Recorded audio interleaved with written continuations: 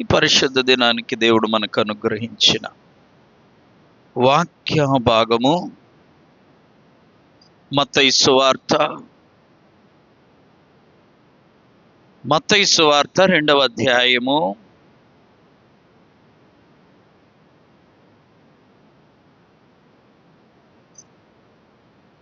2వ వచనం నేను చదువుతాను, నాతో కలిసి బిగ్గరగా చెప్పండి. తూర్పు దేశపు జ్ఞానులు యెరూషలేమునకు వచ్చి, యూదుల రాజుగా పుట్టినవాడు ఎక్కడ ఉన్నాడు? తూర్పు దిక్కున మేము ఆయన నక్షత్రము చూచి ఆయనను పూజింపవచ్చితిమని చెప్పిరి. ఈ వాక్యము ద్వారా దేవుడు మనందరితో మాట్లాడునుగాక. ఈ తూర్పు దేశపు జ్ఞానులు నక్షత్రాన్ని చూశారు. జ్ఞానులు కనుక రాజు పుడితే ఒక నక్షత్రం పుడుద్దని తెలుసుకున్నారు. జ్ఞానం ఉన్న వారికి కొన్ని విషయాలు ముందుగానే తెలుస్తాయి.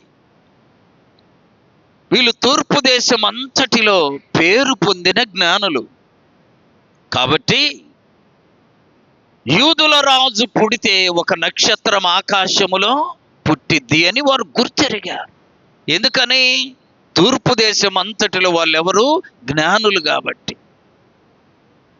యేసు ప్రభు జననానికి ముందు నక్షత్రము ఆకాశములో జన్మిస్తే ఈ జ్ఞానులు ఆ నక్షత్రాన్ని చూసి యెరూషలేముకు బయలుదేరారు. వాళ్ళు వెళ్ళవలసినది బెత్లెహేముకు, కానీ యెరూషలేముకు బయలుదేరారు. యెరూషలేముకు బయలుదేరిన జ్ఞానులు ఆ నక్షత్రాన్ని చూశారు. ఆ నక్షత్రాన్ని అనుసరిస్తూ వచ్చారు. యెరూషలేముకు వచ్చేసరికి నక్షత్రాన్ని చూడడం మానేశారు. నక్షత్రాన్ని చూడటం మానేసి రాజ్యాన్ని పరిపాలిస్తున్న రాజు దగ్గరికి పోయారు. రాజు దగ్గరికి వెళ్ళి, ఆ కాలంలో హేరోదు రాజు పరిపాలన చేస్తుంటే ఆయన దగ్గరికి వెళ్ళయ్యా, మేము తూర్పు దిక్కున ఒక నక్షత్రాన్ని చూసాం. ఆ నక్షత్రము ఎవరికి చెందిందంటే, ఎవరికి జన్మిస్తే పుడుతుందంటే, యూదుల రాజుగా పుడితేనే అతని కొరకు ఒక నక్షత్రం జన్మిస్తుంది అని గ్రంథాల్లో ఉంది. మేము తెలుసుకొని గ్రంథాల్లో ఉన్న నక్షత్రం జన్మించింది కాబట్టి యూదుల రాజు జన్మించాడని మేము బయలుదేరి వచ్చాం. హేరోదు రాజుకు చెప్పారు ఆ మాట. హేరోదు రాజు, ఆయన పండితులు అందరూ ఆ మాట విని, ఎక్కడ పుడతాడు యూదుల రాజు అని వాళ్ళకు వాళ్ళు పరిష్కారంగా చర్చించుకొని మరల జ్ఞానులను పిలిచారు. వీళ్ళు ఎక్కడ పుడతాది అనేది వీళ్ళకి తెలియదు.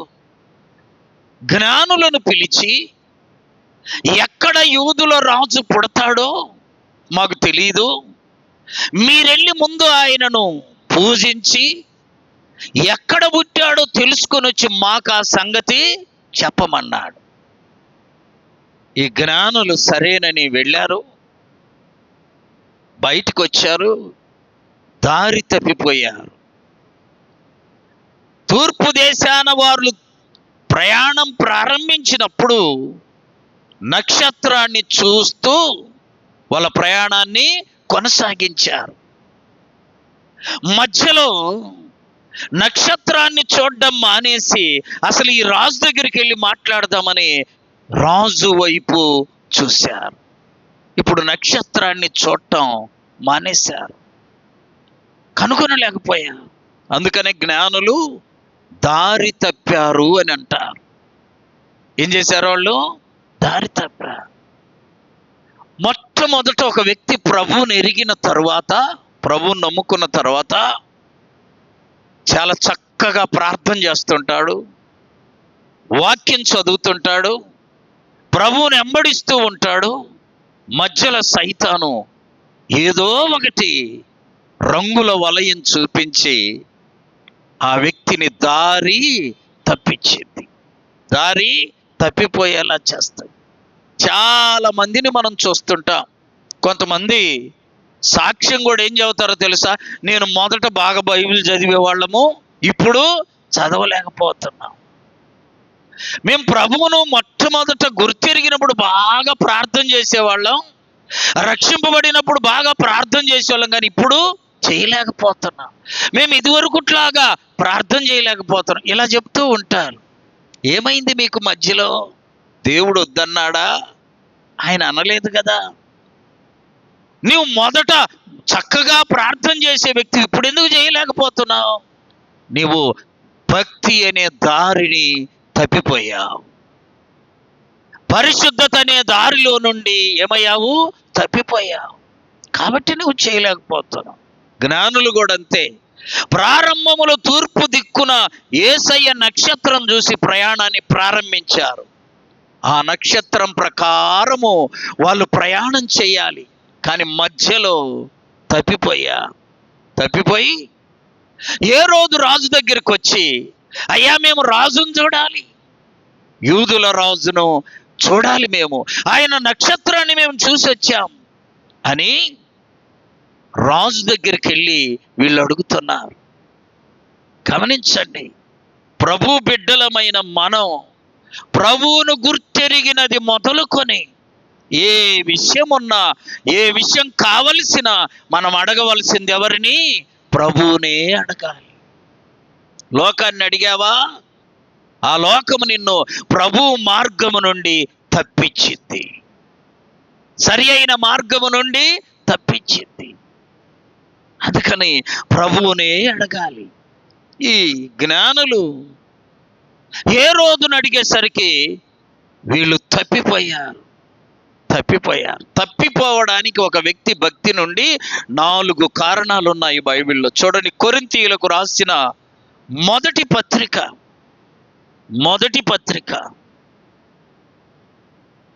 3వ అధ్యాయము 18 నుండి 20వ వచనం వరకు. జనులు ఎవడును తన్ను తాను మోసపరుచుకొనకూడదు. మీలో ఎవడైనను ఈ లోకమందు తాను జ్ఞానినని అనుకొనిన ఎడల ఏమవ్వాలి? ముందు నాకేం తెలియదు అనుకుంటేనే దేవుడు నడిపిస్తాడు. నాకు అన్నీ తెలుసని విర్రవీగితే నువ్వు తప్పిపోతావు. జ్ఞానులు ఏమనుకున్నారు? మేము నక్షత్రాన్ని చూసాం, మేము జ్ఞానులం కాబట్టి ఇక మాకెవరు చెప్పాల్సిన పని లేదని వాళ్ళ జ్ఞానాన్ని బట్టి. చూడండి, ఇర్మియా గ్రంథం 9వ అధ్యాయము 23-24 వచనాలు. జ్ఞాని తన జ్ఞానమును బట్టి, శూరుడు తన శౌర్యమును బట్టి అతిశయించకూడదు. జ్ఞానులు ఏమనుకున్నారు? మేము నక్షత్రాన్ని చూసాం, మేము జ్ఞానులం, మాకింకేం పర్లేదని జ్ఞానమును బట్టి అతిశయించారు, తప్పిపోయారు. ఈ లోకంలో ఎప్పుడు ఎక్కడ కూడా మనం మనకున్న దాన్ని బట్టి అతిశయించకూడదు. ఆమేన్. అతిశయించడం అంటే విర్రవేగడం, లేక గర్వించడం, లేక మన భాషలో చెప్పాలంటే ఎచ్చులు పడడం. ఎప్పుడు ఎన్నడూ మనము చేయకూడదు. గర్వించావా నువ్వు పడిపోతావు, గర్వించావా నువ్వు పతనమైపోతావు. వాక్యంలో రాయబడింది, నాశనానికి ముందు గర్వము నడుస్తుంది. జ్ఞానులు మేము జ్ఞానులం కదా అని వాళ్ళు విర్రవీకి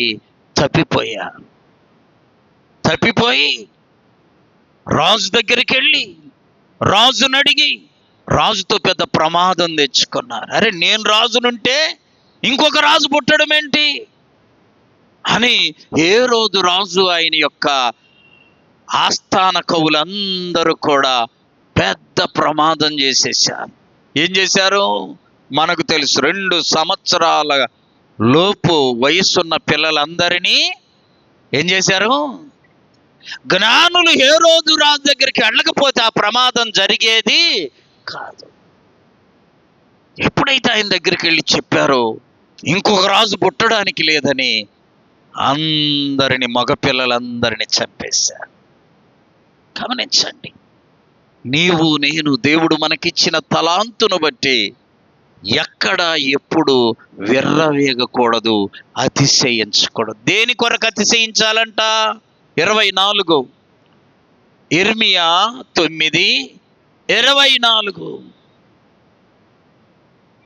అతిశయించువాడు దేనిని బట్టి అతిశయించాలి అని అంటే, భూమి మీద కృప చూపుచు నీతి న్యాయములు జరిగించుచున్న దేవుడను నేనే అని తెలుసుకొని నన్ను తెలుసుకొనుటను బట్టే అతిశయించాలి.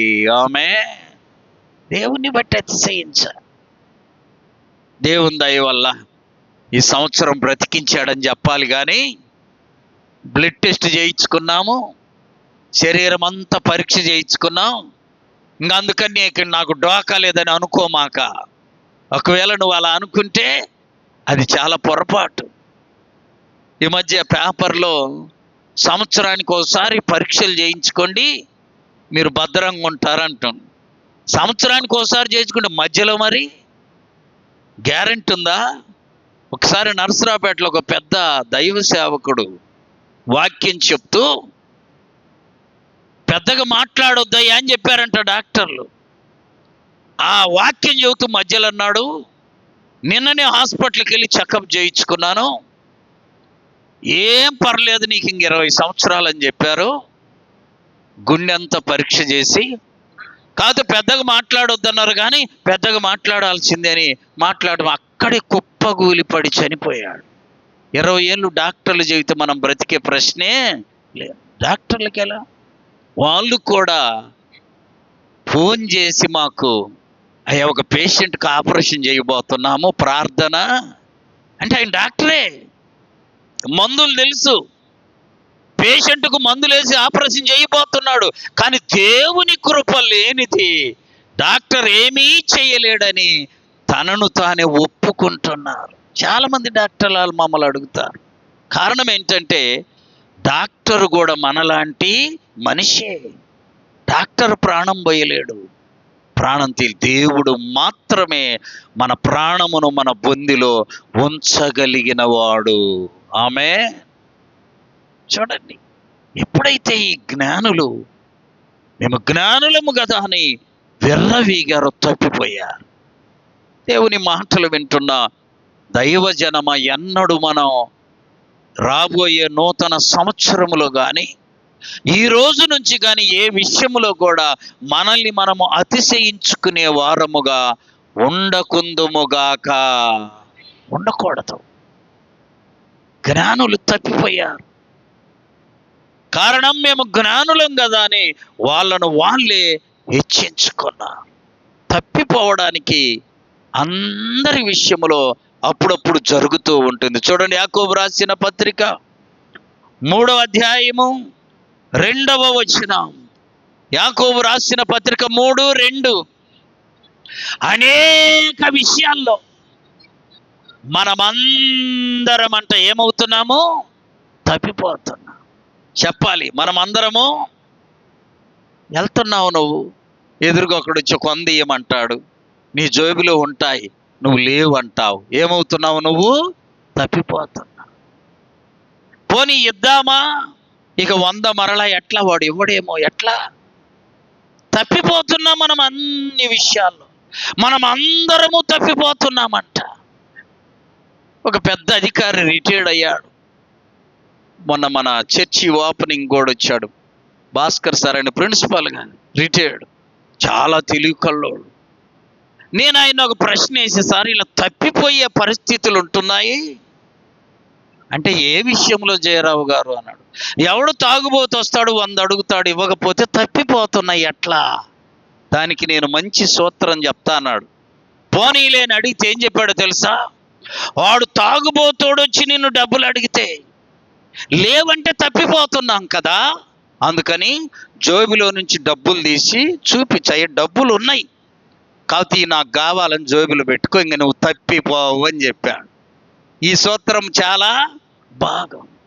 ఇలా అనేక విషయాల్లో తప్పిపోతుంటాం మనం. పౌలు గారు అంటున్నాడు, యాకోబు భక్తుడు అంటున్నాడు, అయ్యా మనం అనేక విషయాల్లో, చెప్పండి, మీ ఇంట్లో బియ్యం ఉంటాయి, పక్కోడు వచ్చి పక్కింటి ఆమె వచ్చి బియ్యము అడుగుద్ది, ఇస్తే మరలా రావు అనుకో, నువ్వేం చేస్తావు? చెప్పాలి అనుమానం లేకుండా, లేవు పోమ్మంట. ఇస్తే మరలా ఇవ్వదని తెలుసు నీకు, అప్పుడు నువ్వేం చేస్తావు? ఇస్తే నువ్వు ఇయ్యవు కాబట్టి నేను ఇయ్యను అనవు అంటే పెద్ద ప్రమాదం. లేవంటాం, అది తప్పిపోయినట్టే. అర్థమైందా? అనేక విషయాల్లో తప్పిపోతుంటాం. ఈ సంవత్సరం చివరిలో నేర్చుకుందాం, మనమందరము కొత్త సంవత్సరంలో ప్రవేశించబోతున్నాం. 4-3 దినాల్లో తప్పిపోకుండా ఉందుముగాక. ఆమేన్. తప్పిపోకూడదు.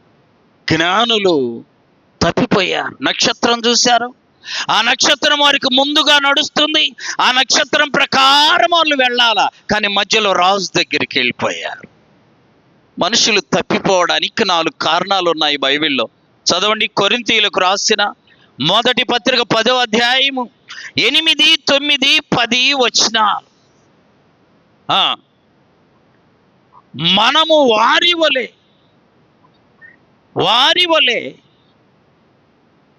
దానికి పై మాటమ్మా, పై వచ్చిన నుంచి స్టార్టింగ్, విగ్రహారాధన వారిలో కొందరి వలె విగ్రహారాధన చేయకూడదు. విగ్రహారాధన అంటే అర్థం ఏంటో తెలుసా? యేసయ్యను తప్ప, అమ్మ జాగ్రత్తగా వినండి, మేము బొమ్మకు మొక్కట్లేదు అనుకుంటున్నాం మనం. విగ్రహారాధన అంటే ఏంటో తెలుసా?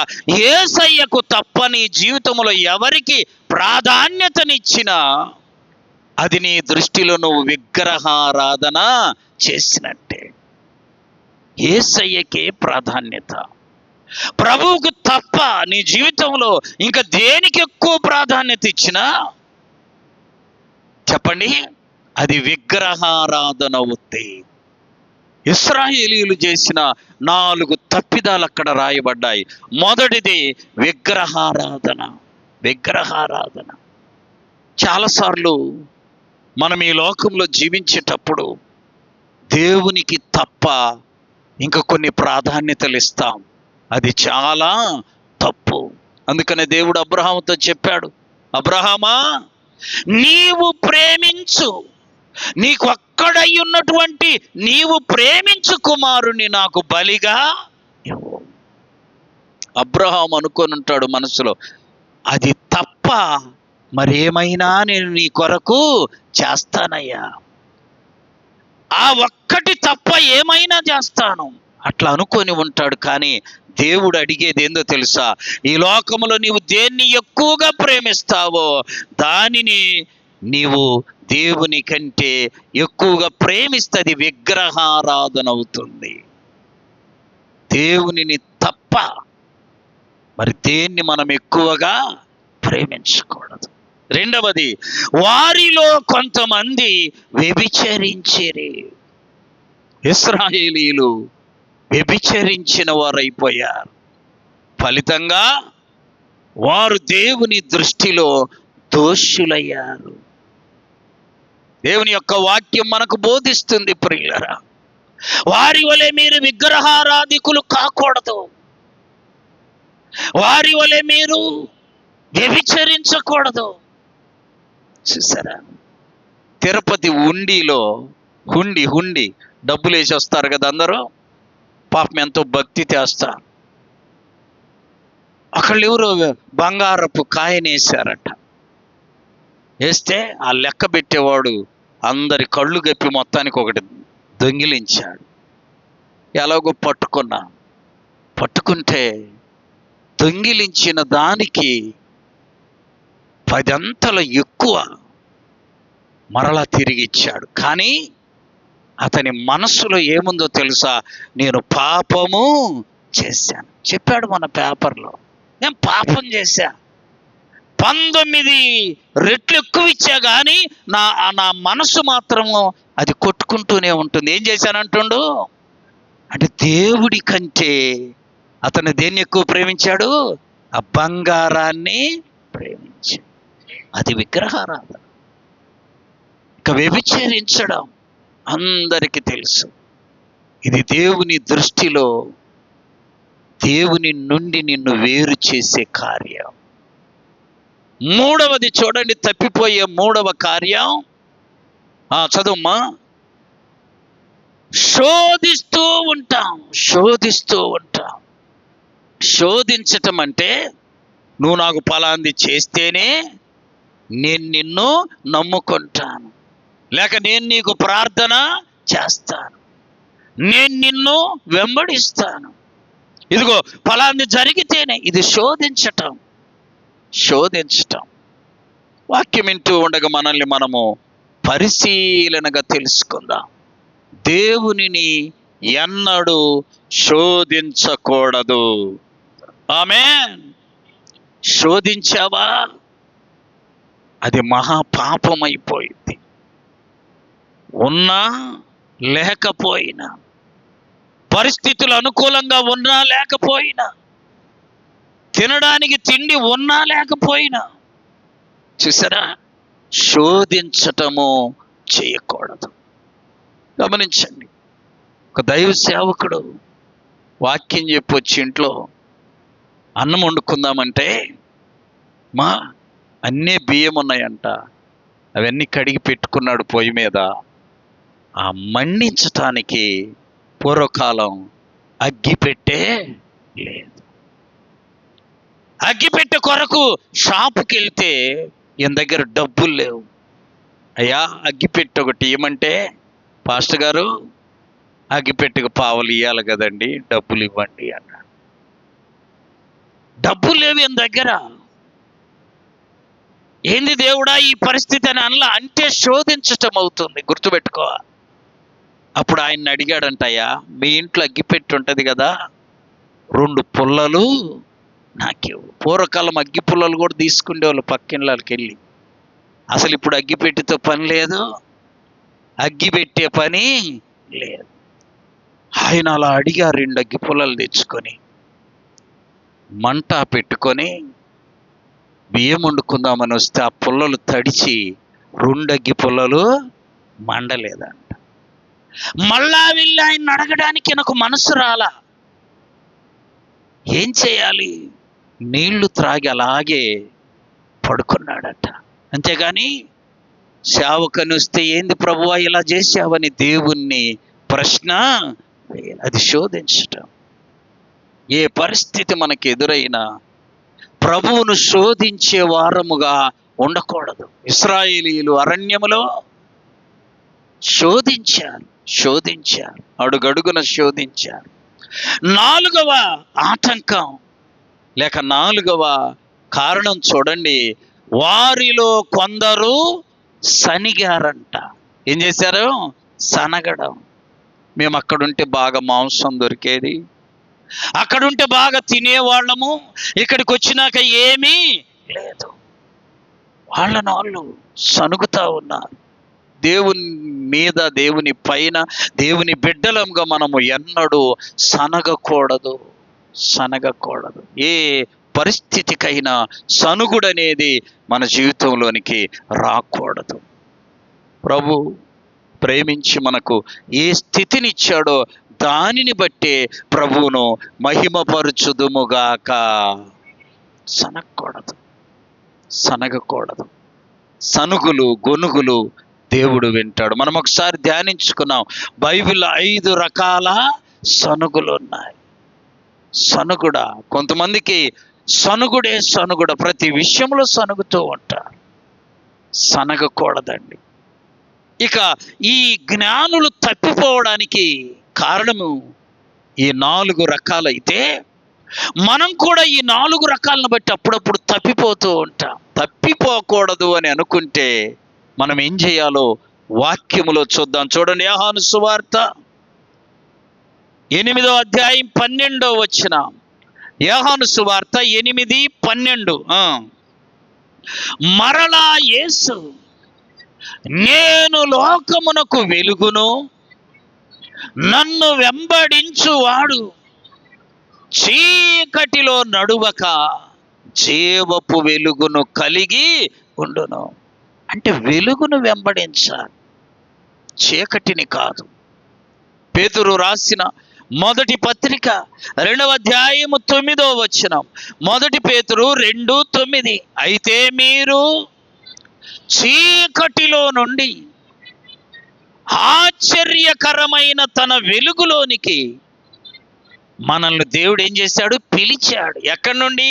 చీకటిలో నుండి ఆశ్చర్యకరమైన వెలుగులోనికి.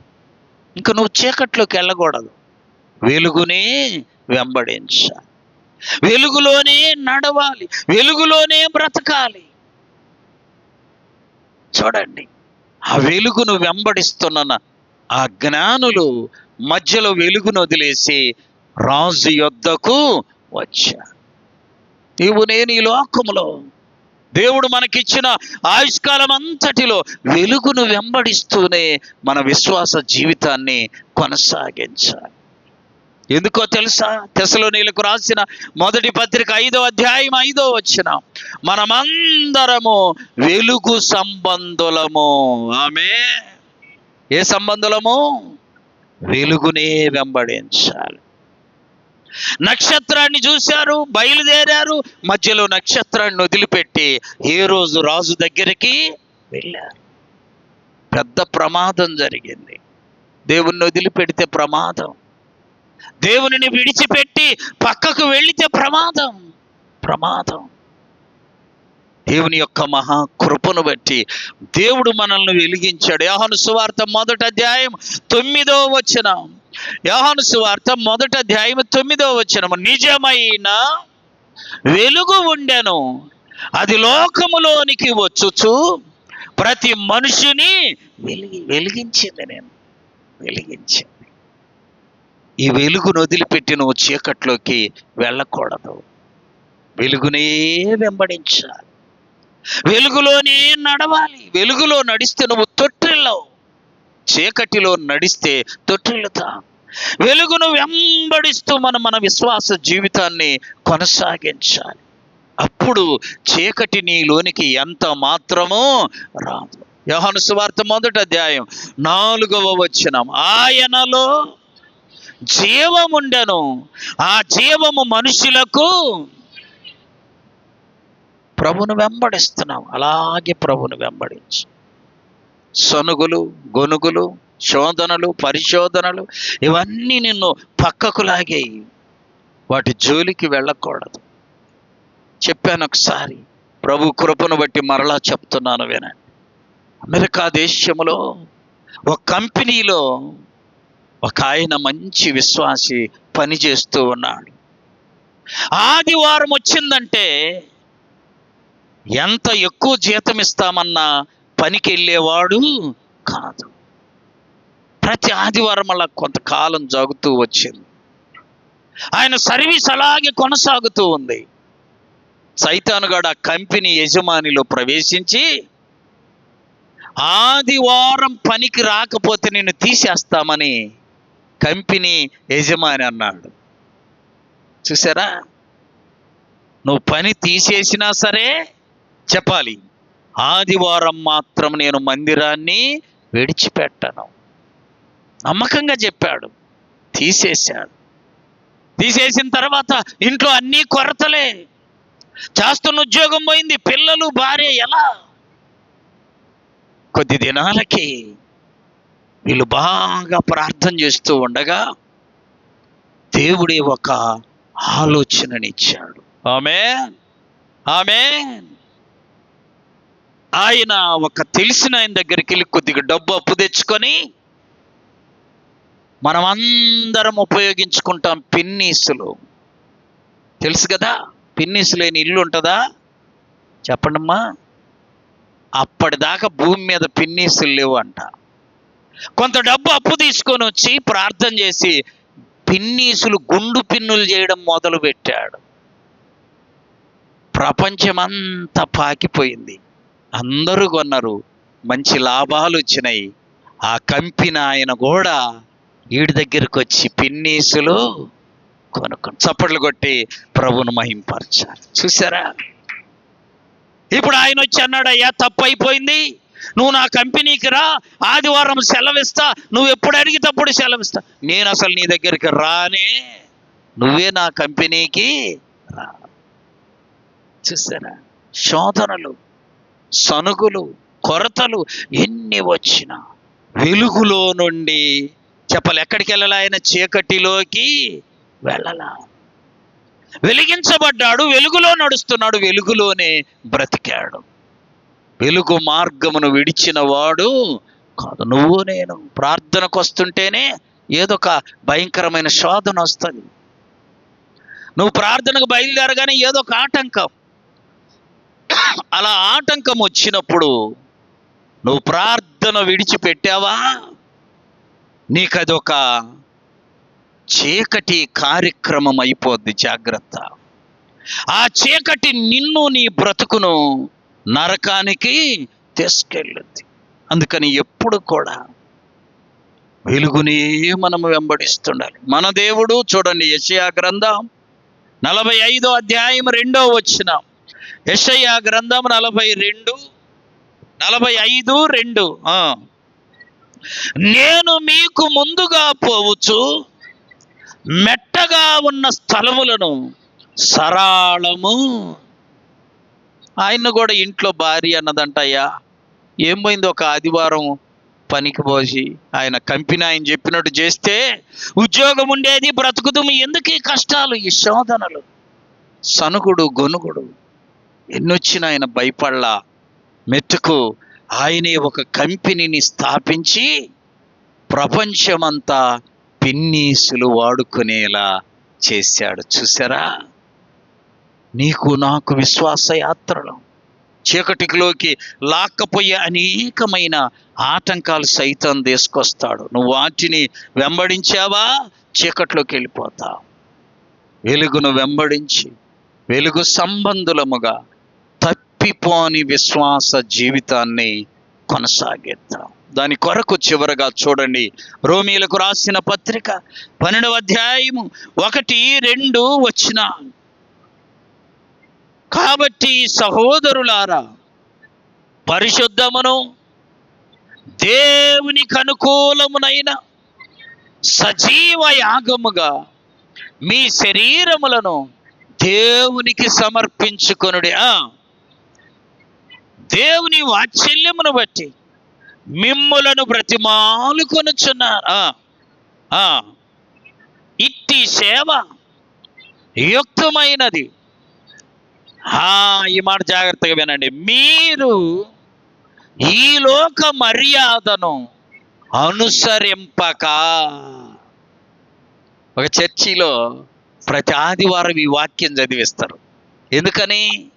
మనమందరము ఈ లోక మర్యాదను అనుసరిస్తూ ఉంటాం.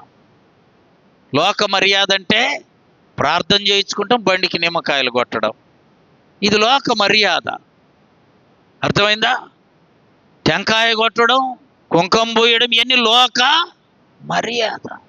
నా దగ్గరికి ఒకళ్ళు బండి తీసుకొని వచ్చి ఆ నిమ్మకాయలు ఉంటే అరుస్తానని ఆ నిమ్మకాయలు తీసి లోపల పెట్టి ప్రార్థన చేయమని, నాకేం తెలియదు, నేను ప్రార్థన చేశా. నేను ఇంట్లోకి వచ్చి మళ్ళా అటు బయటికి వెళ్ళేసరికి నిమ్మకాయలు కొడతా ఉన్నా. అంటే ప్రార్థన ఉండాలి, చెప్పండి, లోక మర్యాద. అందుకనే అపోస్తుడైన పౌలు గారు అంటున్నాడు, మనమందరము ఈ లోక మర్యాదను అనుసరింపక. ఆమె అక్కడ పెళ్లి చేసుకున్నాక వాళ్ళ అమ్మ చెప్పిందంటారే, ప్రతిరోజు నీ భార్య ఉదయాన్నే నీ కాళ్ళు మొక్కాలి. చూసారా? ఏ రోజు మొక్కకపోతే ఆ రోజు 2 తన్ను అని చెప్పిందంట వాళ్ళమ్మ. ఇంక అందుకని ఈమె పొద్దున్నే లేవగానే కాళ్ళకు నమస్కారం చేస్తాం. కొద్ది రోజులు పోయినాక ఆమెకు ప్రభువు నమ్ముకుంది. లేవగానే ఈయన మొక్కుడు కాదు, చెప్పండి, దేవుణ్ణి మొక్కాలని ప్రార్థన చేసుకోవడం, ప్రభువును మొక్కడం. ఆ తర్వాత ఈయన కాళ్ళకి అట్లా నమస్కారం. నువ్వు ముందు ప్రార్థన చేస్తున్నావు, ముందు నాకు నొక్కమని చెప్పింది మా అమ్మ. ఇది లోక మర్యాద. పౌలు గారు అంటున్నాడు, మీరు ఈ లోక మర్యాదను అనుసరింపక, చదువు మా మాట మరలా, మీరు ఈ లోక మర్యాదను అనుసరింపక ఉత్తమమును అనుకూలమునైన సంపూర్ణమునయ్యున్న దేవుని చిత్తాన్ని అనుసరించుదుముగాక. చప్పట్లు కొట్టి ప్రభువును మహింపరచండి. మీ వాళ్ళు ఎవరైనా పొద్దున్న లేగానే ఈ పని చేస్తుర్రేమో, కాళ్ళు మొక్కటాలు, ముందు ఆయన ముఖం చూసి ముద్దు పెట్టుకున్నాక మిగతా పనులు చేయటాలు, ఇలాంటి కొంతమంది చేస్తున్నారేమో. ముందు ప్రభువును వెంబడించాలి, ముందు ప్రార్థన, తర్వాతే మిగతా విషయాలు. ముందు ప్రభువుతో మాట్లాడిన తర్వాత మిగతా విషయాలు. గమనించండి, ఇవన్నీ ఈ లోక మర్యాదలు. ఇవి కాదు మనం ముందు చేయవలసినది. వాక్యం అనేక మార్లు చెప్తూ నేను చెప్పాను, మన స్వరము మొట్టమొదట ఎవరికి వినపడాలి? అప్పుడు ఆయన స్వరం మొదట మనము వింటాం. మన ప్రార్థన మొట్టమొదట ప్రభుతోటి. లేవగానే నిన్ను లేపిన దేవునికి నీవు కృతజ్ఞతాస్తుతులు చెల్లించు. చూడండి, భూమి ఉంది, భూమిలో ఒక మొక్క తీసి బయట పెడితే మొక్క ఏమవుద్ది? ఎండిపోద్ది. మొక్క ఏమైద్ది? భూమి ఆకాశాలను సృజించిన దేవుణ్ణి కాదని నువ్వు పక్కకొస్తే నీవు కూడా ఎండిపోతావు. చప్పట్లు కొట్టి ప్రభువును మహింపరచాలి. లేవగానే ప్రభువును ఆరాధించు, ప్రభువును మహింపరచు, ప్రభువును ఘనపరచు, ప్రభువును కొనియాడు. ఆ తర్వాతే మిగతా విషయాలన్నీ. పౌలు గారు అంటున్నాడు, అయ్యా మీరు ఈ లోక మర్యాదను అనుసరింపొద్దు, ఉత్తమమైన దేవుణ్ణి, అనుకూలమైన ఆత్మ సంబంధమైన విషయాలను, పరిపూర్ణమైన దైవ కార్యాన్ని చేసినాకే మిగతా విషయాలు. ఇలా మనము విశ్వాస జీవితాన్ని కొనసాగించుకుందాం. మెట్టుకు ప్రభు కృపను బట్టి ఈ సంవత్సరము కూడా మొదటి పరిశుద్ధ దినం మొదలుకొని, ఇదే పరిశుద్ధ దినం చివరి పరిశుద్ధ దినం, దేవుడు మనలందరినీ భద్రంగా కాపాడాడు. అది నీ గొప్పతనం అనుకుంటున్నావా? పొరపాటు. నీ బలం అనుకుంటున్నావా? పొరపాటు. నీ వయసు అనుకుంటున్నావా? పొరపాటు. కేవలము దేవుని కృప. ఆమేన్. ఆయనే మనలని ఈ సంవత్సరములో ప్రతి పరిశుద్ధ దినం కృప చూపుతూ చివరి పరిశుద్ధ దినం వరకు కాపాడాడు. ఇక 2-3 దినాల్లో మనం క్రొత్త సంవత్సరంలో ప్రవేశించబోతున్నాం. కాబట్టి మనము ఈ లోక మర్యాదను చెప్పాలి, అనుసరింపక. మర్చిపోతున్నారు. ఈ లోక మర్యాదను అనుసరింపక ఉత్తమమైనటువంటి దేవుని చిత్తం ప్రకారమే మన విశ్వాస జీవితాన్ని కొనసాగిద్దాము. అట్టి కృప పరిశుద్ధాత్మ దేవుడు వాక్యం విన్న మనందరికీ దయచేయునుగాక. ఆమేన్. మోకరించండి.